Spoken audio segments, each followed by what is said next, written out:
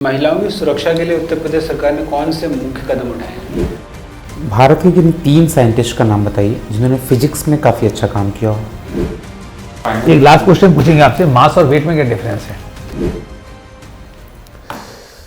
आप अपना इंट्रोडक्शन दीजिए। So I belong to Prayagraj district and I have done my bachelor's and master's degree from University of Allahabad and presently I am working as lecturer physics in GB Pant Polytechnic, Mohan Road, Lucknow. Lucknow. You are just working? Yes. From sir. last how many years? 7 years, sir. 7 years. आप teaching इतना अच्छा profession छोड़कर यहाँ administration में पाना चाहती हैं? Sir इसके बेसिकली सर 2 रीजंस हैं मेरे पास। सर पहला तो मुझे ये जॉब जब मैंने ज्वाइन की थी तो मुझे थोड़ा सा इस बात का आइडिया नहीं था। मेरी पोस्ट यहाँ पे सर नॉन टेक्निकल पोस्ट है। तो वो इसमें सर मेरा प्रमोशन नहीं हो सकता, मतलब मैं हेड या फिर प्रिंसिपल तक नहीं जा सकती हूँ। और सर दूसरा मेरा सर शुरू से ही एक रुझान रहा था सिविल सर्विसेज की तरफ, लेकिन सर फैमिली की कुछ ज़रूरतें थी, मुझे जॉब भी चाहिए थी और थोड़ा फैमिली को भी सपोर्ट करना था, तो मैं फुल फ्लेज प्रिपरेशन उतने अच्छे तरीके से नहीं कर पा रही थी। तो बाद में जब मुझे मौका मिला सर तो मैंने तैयारी की और अपने ड्रीम को एक बार पूरा करने के लिए मेहनत कर रही हूँ। ये आपका कौन सा इंटरव्यू है पीसीएस में? सर ये पहला है। पहला इंटरव्यू। आपने फिजिक्स से ग्रेजुएशन एंड पोस्ट ग्रेजुएशन किया है ना, फिजिक्स से? जी सर। आर्टिफिशियल इंटेलिजेंस का नाम सुना होगा आपने? जी सर। ऐसे कौन से बेसिक प्रिंसिपल्स पर काम करती है? सर ये मशीन लर्निंग पे बेसिकली काम करती हैं और बहुत सारे जो डाटा होते हैं जो अनस्ट्रक्चर्ड वे में होते हैं, तो आर्टिफिशियल इंटेलिजेंस सर उसको स्ट्रक्चर्ड वे में एनालिसिस करके उसका एक रिजल्ट आपको बता सकती है कि क्या होना चाहिए, प्रेडिक्ट भी कर सकती है। आप जैसे एडमिनिस्ट्रेशन में जाएंगी तो फिजिक्स जैसे इतने व्यापक सब्जेक्ट को यूज होता है? जी सर। बताइए।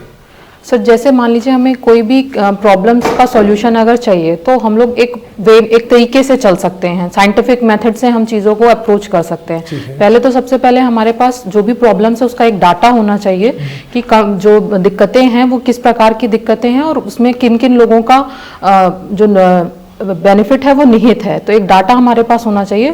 फिर उसके बाद लोगों से मिलके एक प्लान्ड वे में साइंटिफिक तरीके से लॉजिकल मैनर में हम उसका सॉल्यूशन पे बात कर सकते हैं और उन इनपुट लेते हुए फिर हम एक पॉलिसी फ्रेम कर सकते हैं। जैसा आप लोग बता रही हैं, आप काफ़ी वेग तरीके से बता रही है, ऐसे तो हर साइंस सब्जेक्ट के साथ है। कोई केमिस्ट्री पढ़े तो वही सेम चीज़ है, मैथ पढ़े तो सेम चीज़ है, बायोलॉजी पढ़े तो सेम।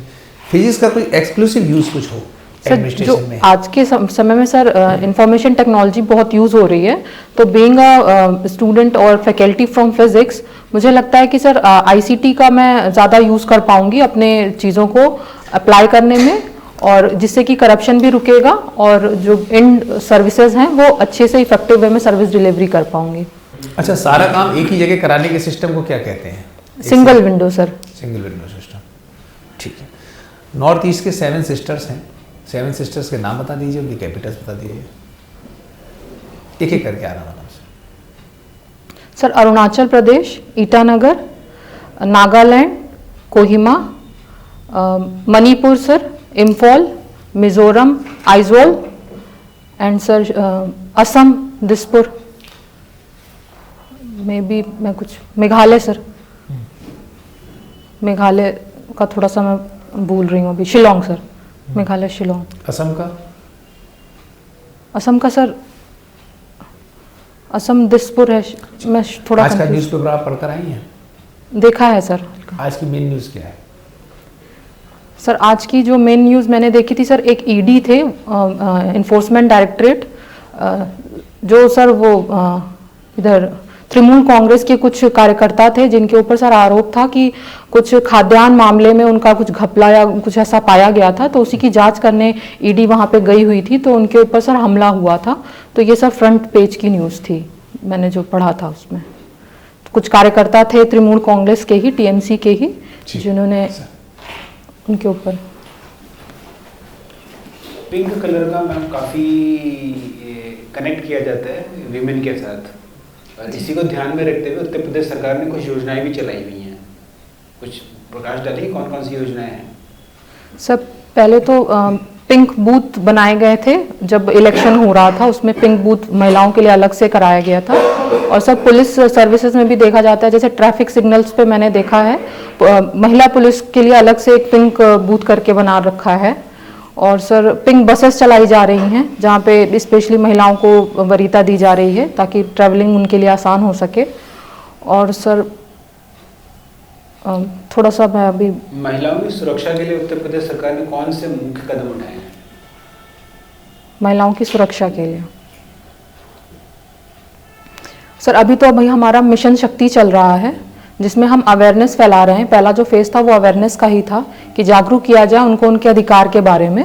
दूसरा सर हमने सेफ्टी एंड सिक्योरिटी के लिए चलाया फेज़। और तीसरा सर हम एम्पावरमेंट के लिए भी चला रहे हैं। उनको छोटी छोटी कुटीर उद्योगों में इवन ई रिक्शा भी हम डिस्ट्रीब्यूट कर रहे हैं ताकि वो अपने स्वावलंबन बने, फाइनेंशियली इंडिपेंडेंट बने। और सर देखा जाता है ट्रैवलिंग बसेस में पैनिक बटन्स देना शुरू किया है हमने ताकि अगर कोई भी दिक्कत है तो वो पैनिक बटन का इस्तेमाल करें। 1090 सर हेल्पलाइन नंबर चलाया है कि आप शिकायत उस पर वो दर्ज कर सकती हैं। और पुलिस स्टेशन में सर एक सेपरेट डेस्क बनाई गई है महिलाओं के लिए ही, महिलाओं संबंधित, जहाँ पे महिला पुलिस कर्मचारियों को कहा गया है कि अगर कोई महिला आती है तो वो उसको इंटरटेन करें, उनकी कंप्लेन लिखें। और भी हैं सर, मैं थोड़ा सा भी रिकॉल नहीं कर रहा। अच्छा, उत्तर प्रदेश की राजनीति में सबसे महत्वपूर्ण इस वक्त जो कॉन्फ्लिक्ट चल रहा है वो क्या है? उत्तर प्रदेश की राजनीति में सर कॉन्फ्लिक्ट, सर मैं थोड़ा सा सवाल समझ नहीं पा रही हूँ। पॉलिटिकल पार्टीज को लेकर के आपस में किसी मुद्दे को लेकर के कॉन्फ्लिक्ट है क्या? अच्छा, मान लीजिए कि आप किसी स्कूल में पोस्टेड हैं, पॉलिटेक्निक कॉलेज है, पॉलिटेक्निक कॉलेज में, वहाँ पे अगर आप चाहती हैं कि गवर्नेंस बेहतर हो तो कौन कौन से आप तरीके अपनाएंगी डिजिटली सर? हाँ। सर सबसे पहला तो मैं थंब इम्प्रेशन लगवाऊंगी ताकि अटेंडेंस के लिए वो फैकल्टी और स्टूडेंट्स दोनों के लिए सही होना चाहिए। और दूसरा मैं सर कैमरेज लगवाना चाहूँगी क्योंकि जो बच्चे थोड़ा सा रेगुलर वे में और जो चीटिंग्स वगैरह करते हैं उसमें थोड़ा सा हमें लगता है कि हम लोग रेगुलेट अच्छे से कर पाते हैं कैमरेज वगैरह से। और सर तीसरा सर मैं जो हमारी स्मार्ट क्लासेस हैं उसमें अभी जैसे मेरी जो कॉलेज है सर उसमें एक ही 2 हैं, तो मैं मतलब उसमें वरीयता दी जाती है कि इंजीनियरिंग सब्जेक्ट्स को पहले प्रोवाइड किया जाता है due to shortage of resources. तो मैं चाहूँगी ऐसी स्मार्ट क्लासेस हर फील्ड में प्रदान की जाए। अच्छा, एक बच्चा है जो मान लीजिए पॉलिटेक्निक में आपके पर्टिकुलर डिसिप्लिन में पढ़ाई कर रहा है जी और सर, उसका मन लग रहा है कि मैं कोई दूसरा डिसिप्लिन पढ़ना चाहता हूँ, मेरे को मतलब इसके साथ में और भी दूसरे सब्जेक्ट पढ़ने हैं जी सर। तो हमारी शिक्षा व्यवस्था में ऐसी कोई फ्लेक्सिबिलिटी है? सर अभी जो न्यू एजुकेशन पॉलिसी आई है सर उसमें ये प्रावधान किया गया है कि strict separation between arts and science subjects को हटा दिया गया है। एक बच्चा चाहे तो आर्ट्स के साथ साइंस का सब्जेक्ट भी ले सकता है।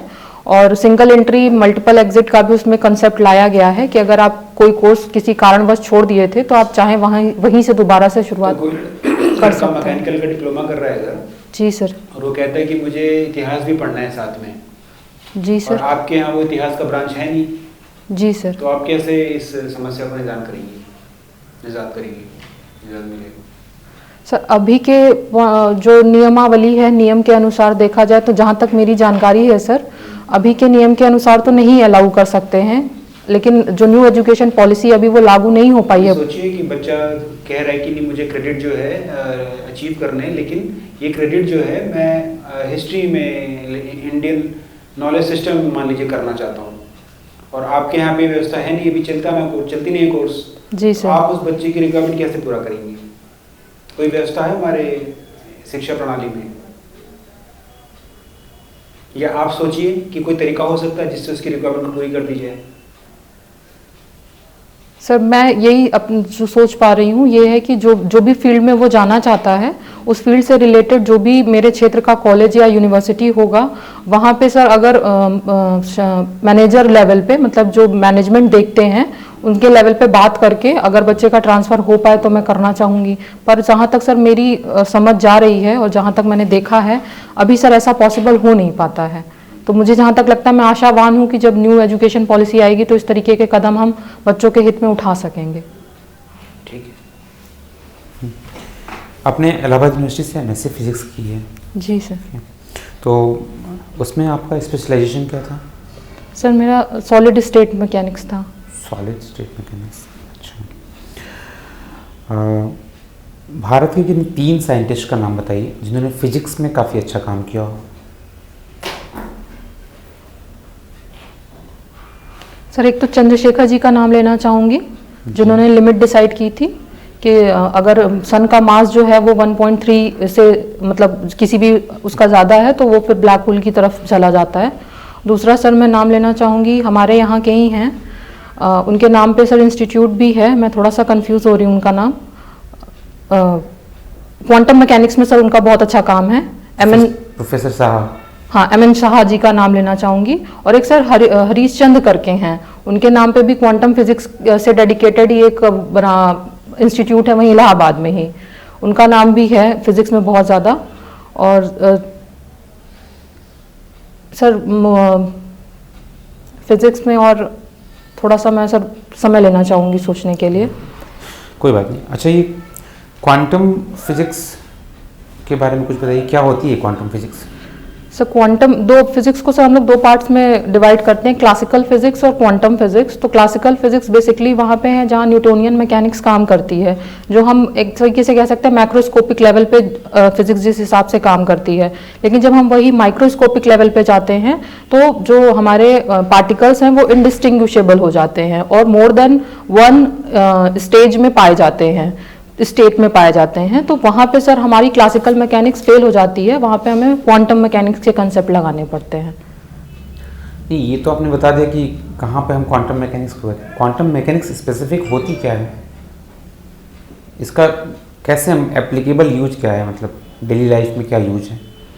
सर अभी जैसे क्वांटम जो सिमुलेशन वगैरह आ रहे हैं, जो अभी हम लोगों ने क्वांटम मिशन भी लॉन्च किया है, क्वांटम कंप्यूटिंग मिशन, तो उसमें क्या है सर, जो माइक्रो लेवल पे जो रिएक्शंस हो रहे हैं उनको जज करके हम लोग अपनी जो भी, जैसे अगर मान लीजिए कार्बन डाइऑक्साइड को ये ऑब्जर्व करना है तो किस स्पीड से कार्बन डाइऑक्साइड बन रही है उसका पूरा एनालिसिस क्वांटम सिमुलेशन की मदद से हम लोग कर सकते हैं, कहाँ कितना बन रहा है, कैसे हम उसको एब्जॉर्ब कर ले वापस से।